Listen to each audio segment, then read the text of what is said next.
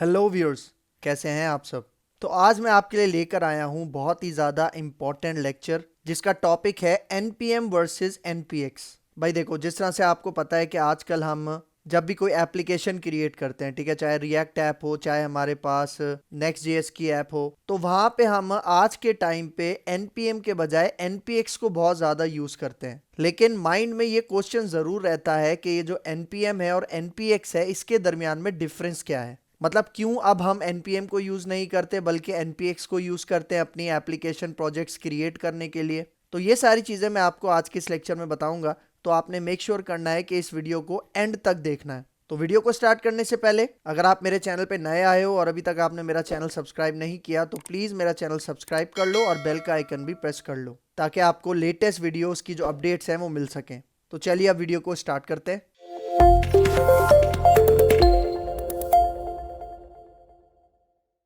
तो भाई देखो, एनपीएम वर्सेस एनपीएक्स, ठीक है। सबसे पहले मैं आपको इसकी फुल फॉर्म बताता हूं, ठीक है, क्योंकि अक्सर स्टूडेंट्स को, अक्सर डेवलपर्स को इसकी फुल फॉर्म भी नहीं पता। एनपीएम की तो पता होता है लेकिन एनपीएक्स की नहीं पता होता। तो यहां पे देखो, npm stands for node package manager और फिर npx stands for node package executor. मतलब यहाँ पे देखो, जो इसका लास्ट वर्ड है सिर्फ उसका डिफरेंस है। npm मतलब नोड पैकेज मैनेजर और npx का मतलब नोड पैकेज एग्जीक्यूटर। भाई यहाँ पे देखो, इसकी फुल फॉर्म बताने के बाद आपको कुछ खास इसका डिफरेंस समझ नहीं आया होगा। मैं इसको थोड़ा सा डायग्रामेटिकली समझाता हूँ ताकि आपको इसका कॉन्सेप्ट क्लियर हो सके, ठीक है। तो यहाँ पे आ जाओ। तो भाई देखो, सबसे पहले मैं आपको बताता हूं कि एनपीएम क्या काम करता है, ठीक है, और किस तरह से प्रोजेक्ट क्रिएशन में हमारी हेल्प करता है, ठीक है। तो यहाँ पे देखो, सपोज करो कि मेरे पास एक पैकेज है। पैकेज मतलब जावास्क्रिप्ट का कोई पैकेज है। मतलब ये कोई भी पैकेज हो सकता है, जिस तरह से क्रिएट रिएक्ट ऐप आपने एक पैकेज यूज किया होगा, रिएक्ट राउटर डॉम एक पैकेज है, ठीक है, रिएक्ट बूटस्ट्रैप है। इस तरह के बहुत सारे पैकेजेस होते हैं। सपोज करो जिस तरह मेरे पास यहाँ पे एक पैकेज है जिसका नाम है क्रिएट रिएक्ट ऐप, और ये हम क्यों यूज करते हैं? अपनी रिएक्ट एप्लीकेशंस को क्रिएट करने के लिए ये वाला हम पैकेज यूज करते हैं, ठीक है। तो सपोज करो इस पैकेज को यूज करके मुझे एक प्रोजेक्ट बनाना है, ठीक है, और वो प्रोजेक्ट कहाँ पे होगा? फॉर एग्जांपल मेरी कोई डायरेक्टरी होगी, उसके अंदर मेरा प्रोजेक्ट होगा, और सपोज करो मैंने अपने प्रोजेक्ट का नाम यहाँ पे क्या रख दिया? My react app. तो अब मुझे क्या करना है? मुझे यहाँ पे ये जो पैकेज है, ठीक है, इसको यूज करना है अपनी इस डायरेक्टरी में, ताकि क्या हो, मेरा एक रिएक्ट ऐप क्रिएट हो जाए। तो अगर मैं npm को यूज करके अपना ये वाला पैकेज इंस्टॉल करता हूं अपनी इस डायरेक्टरी में, तो npm क्या करता है? भाई देखो, जो भी जावास्क्रिप्ट का पैकेज होता है उसको सबसे पहले इंस्टॉल करता है हमारे सिस्टम की लोकल स्टोरेज में। मतलब आपका जो सिस्टम है, कंप्यूटर है, पीसी है, उसके अंदर एक लोकल स्टोरेज होती है। तो npm क्या करता है? जो भी जावास्क्रिप्ट का पैकेज आप यूज करना चाह रहे हो उसको सबसे पहले इंस्टॉल करता है आपकी सिस्टम की लोकल स्टोरेज में, और फिर आपकी लोकल स्टोरेज से वो उसको कहां पे लेके जाता है? आपकी डायरेक्टरी के अंदर, आपके प्रोजेक्ट के अंदर। मतलब npm डायरेक्ट आपके पैकेज को डायरेक्टरी में इंस्टॉल नहीं करता, बल्कि सबसे पहले वो उसको आपकी लोकल स्टोरेज में इंस्टॉल करता है, और फिर उसके बाद आप उस पैकेज के थ्रू क्या करते हो? अपनी एप्लीकेशन बनाते हो, डायरेक्टरी में उसको लेकर आते हो। तो भाई देखो, जब भी आप अपना पैकेज npm को यूज करके लोकल स्टोरेज में इंस्टॉल करते हो ना, तो वो बेसिकली जो आपका पैकेज होता है वो ग्लोबली इंस्टॉल होता है। ग्लोबली मतलब आपका जो पैकेज है वो बेसिकली आपके सिस्टम की लोकल स्टोरेज में रखा हुआ है। मतलब आपने ग्लोबली उसको इंस्टॉल किया है। इसका मतलब कि भाई ये वाला जो पैकेज है ना आपका क्रिएट रिएक्ट ऐप, आप इसको यहाँ पे देखो माय रिएक्ट ऐप में भी इंस्टॉल कर सकते हो, आप इसको यहाँ पे क्रड ऐप में भी यूज कर सकते हो, आप इसको यहाँ पे ई कॉमर्स ऐप, मतलब समझ लो कि मल्टीपल प्रोजेक्ट्स हैं, उसके अंदर मैं क्या कर रहा हूं? अपने इस पैकेज को यूज कर रहा हूं जिसका क्या नाम है? Create react app. और ऐसा मैं क्यों कर पा रहा हूं? क्योंकि npm के जरिए जब मैंने अपने इस पैकेज को इंस्टॉल किया था तो npm ने क्या किया था? हमारे इस पैकेज को हमारे सिस्टम की लोकल स्टोरेज में इंस्टॉल किया था। तो जब लोकल स्टोरेज में आ गया, इसका मतलब वो ग्लोबली हो गया। इसका मतलब अब मैं उस पैकेज को किसी भी डायरेक्टरी के अंदर अपनी एप्लीकेशन बनाने के लिए यूज कर सकता हूं। मतलब उसी पैकेज को यहाँ पे देखो मैंने अपनी माय रिएक्ट ऐप के अंदर भी यूज किया है, फिर इसी तरह क्रड ऐप, इसी तरह ई कॉमर्स ऐप, और भी बहुत सारी एप्लीकेशन हो सकती हैं, ठीक है। तो ये काम करता है आपका npm, ठीक है। अब आ जाओ, अब मैं आपको बताता हूं npx क्या काम करता है, ठीक है। तो यहाँ पे देखो, सेम उसी तरह हमारे पास पैकेज है, और पैकेज कौन सा है? वही क्रिएट रिएक्ट ऐप। और फिर उसके बाद देखो हमारे पास डायरेक्टरी है जिसके अंदर हमने अपने एप्लीकेशन को क्रिएट करना है, और क्रिएट कैसे करना है? इसी पैकेज को यूज करके। और फिर हमारे पास क्या होता है? फिर हमारे पास लोकल स्टोरेज है। लेकिन npx के अंदर लोकल स्टोरेज का यूज नहीं होता, क्योंकि npx क्या करता है? npx ये काम करता है कि जो भी आपका जावास्क्रिप्ट का पैकेज है उसको यूज करके डायरेक्ट आपकी एप्लीकेशन के अंदर उस पैकेज को इंस्टॉल कर देता है। मतलब यहाँ पे क्या हो रहा है कि यहाँ पे आपका पैकेज पहले लोकल स्टोरेज में नहीं जाता, मतलब npx आपके पैकेज को लोकल स्टोरेज में इंस्टॉल ही नहीं करता।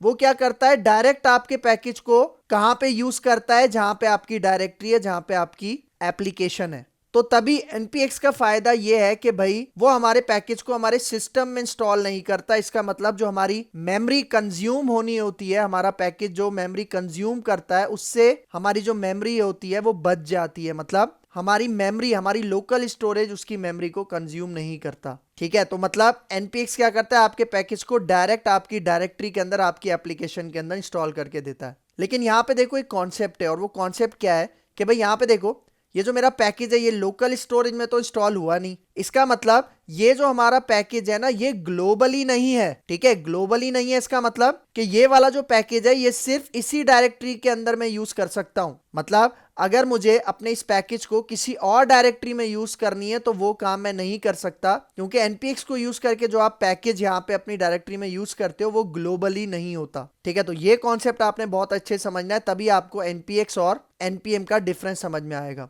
मतलब npm क्या करता है, आपके पैकेज को इंस्टॉल करता है सिस्टम में, और फिर उसके बाद आप क्या करते हो, उसे मल्टीपल डायरेक्टरीज, मल्टीपल प्रोजेक्ट्स के अंदर यूज करते हो। लेकिन npx क्या करता है, npx आपके पैकेज को डायरेक्ट आपकी डायरेक्टरी के अंदर, डायरेक्ट आपकी एप्लीकेशन के अंदर लेकर आता है। और npm ग्लोबल होता है और यहाँ पे npx ग्लोबल नहीं होता। ठीक है, तो ये भी इंपॉर्टेंट पॉइंट है भाई। देखो अब इसी सिनेरियो की अगर मैं आपको यहाँ पे एक रियल लाइफ एग्जाम्पल समझाऊं, ठीक है, रियल लाइफ एग्जाम्पल आप इसी कॉन्सेप्ट को किससे ले सकते हो, वॉचिंग मूवीज ऑनलाइन।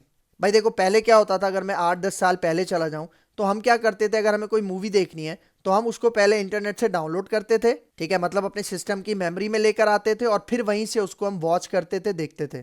तो उससे क्या होता था कि वो जो हमारी मूवी है वो हमारे पीसी में, हमारे कंप्यूटर में मेमोरी लेती थी, मतलब जगह लेती थी। और इसी तरह अगर हम समझो कि डेली कोई मूवी देख रहे हैं तो बहुत सारी स्पेस जमा हो जाती थी हमारे कंप्यूटर में। लेकिन आज के टाइम पे क्या होता है, आज के टाइम पे हम जो भी मूवीज देखते हैं वो डाउनलोड करके नहीं देखते, बल्कि वो ऑनलाइन देख लेते हैं। क्योंकि आपको पता है जिस तरह से नेटफ्लिक्स आ गया है और भी बहुत सारी वेबसाइट्स हैं ऑनलाइन मूवीज देखने के लिए, तो उससे फायदा क्या है कि वहां पे हमें डाउनलोड करने की जरूरत नहीं है, हम डायरेक्ट वहां पे जाते हैं और ऑनलाइन मूवी देख लेते हैं। क्योंकि भाई देखो होता तो अक्सर यही है ना, अगर आप कोई सस्पेंस मूवी देख रहे हो तो एक ही बार मूवी देखोगे, सेकंड टाइम तो नहीं देखोगे ना, तो उस मूवी को डाउनलोड करने का फायदा ही नहीं है। तो ये है इसकी एक रियल लाइफ एग्जांपल। ठीक है, तो अब अगर मैं इसकी एक एग्जांपल बताऊं आपको, ठीक है, प्रैक्टिकल एग्जांपल बताऊं, ठीक है, तो यहाँ पे देखो, ठीक है, जिस तरह से हम रिएक्ट ऐप बनाते हैं, ठीक है, तो रिएक्ट ऐप अगर मैं बनाता हूं फॉर एग्जांपल npm को यूज करके, तो सबसे पहले हम क्या करते हैं, यहाँ पे देखो npm लिखते हैं, आई स्टैंड्स फॉर इंस्टॉल, और फिर हमारे पास एक पैकेज है जिसका क्या नाम है, क्रिएट रिएक्ट ऐप। सबसे पहले हम उसे इंस्टॉल करेंगे। इसका मतलब कि जो क्रिएट रिएक्ट ऐप है ये हमारे सिस्टम की लोकल स्टोरेज में आके इंस्टॉल हो जाएगा।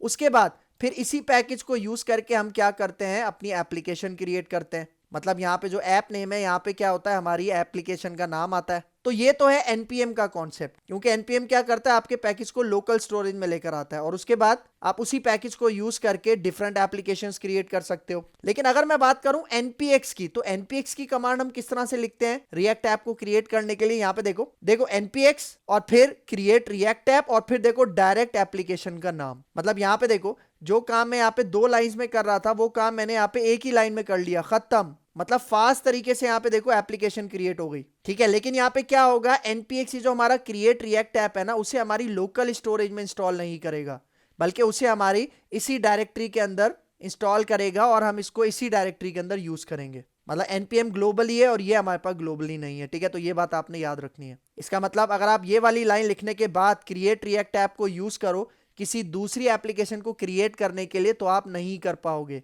क्यों? क्योंकि क्रिएट रिएक्ट ऐप आपके सिस्टम के लोकल स्टोरेज में मौजूद नहीं है। ठीक है, तो ये इंपॉर्टेंट पॉइंट है। अच्छा, अब आ जाओ इसकी डेफिनेशन के ऊपर। ठीक है, मतलब इसकी थियरी के ऊपर अगर मैं आपको बताऊं तो यहाँ पे देखो npm is a package manager used to install, delete and update JavaScript packages on your machine। देखो वही बात कर रहा है कि npm क्या है, एक नोड पैकेज मैनेजर है, जो कि हम क्यों यूज करते हैं, जावास्क्रिप्ट पैकेजेस को अपनी मशीन पे, मतलब अपनी सिस्टम पे इंस्टॉल करने के लिए, डिलीट करने के लिए, अपडेट करने के लिए। मतलब यहाँ पे देखो मशीन की बात आ गई ना, इसका मतलब npm क्या करता है, वो जो पैकेजेस होते हैं जावास्क्रिप्ट के, उसको हमारे मशीन की लोकल स्टोरेज में स्टोर करता है। लेकिन अगर मैं आ जाऊं यहाँ पे npx की बात करता हूं, तो यहाँ पे देखो क्या कह रहा है, npx is a package executor and it is used to execute JavaScript packages directly without installing them. ठीक है, देख रहे हो, मतलब डेफिनेशन से आपको समझ में आ गया होगा कि यहाँ पे कहना क्या चाह रहा है। मतलब npx आपके जावास्क्रिप्ट पैकेजेस को इंस्टॉल नहीं करता आपके सिस्टम में, बल्कि उसे डायरेक्टली यूज करता है आपकी एप्लीकेशन के अंदर विदाउट इंस्टॉलिंग देम। तो देखो, तभी यहां पे देखो npm को नोड पैकेज मैनेजर कहा जाता है, और तभी यहां पे देखो npx को नोड पैकेज एग्जीक्यूटर कहा जाता है। ठीक है, तो ये डिफरेंस आपने याद रखना है। देखो, इसी डिफरेंस को समझने के बाद ही यूजर सबसे ज्यादा क्या यूज करता है, npx को यूज करता है। तो यहाँ पे हमारा ये लेक्चर हो गया है वाइंड अप। तो अगर आपको ये वीडियो पसंद आई है तो मेरे चैनल को जरूर सब्सक्राइब करके जाना, और बेल का आइकन भी प्रेस कर लेना, क्योंकि और भी बहुत सारे लेक्चर्स इस चैनल के ऊपर आने वाले हैं। तो मिलते हैं इंशाल्लाह फिर किसी और वीडियो में। तो तब तक के लिए देखते रहिए मेरा चैनल प्रोग्राम मेंटोर।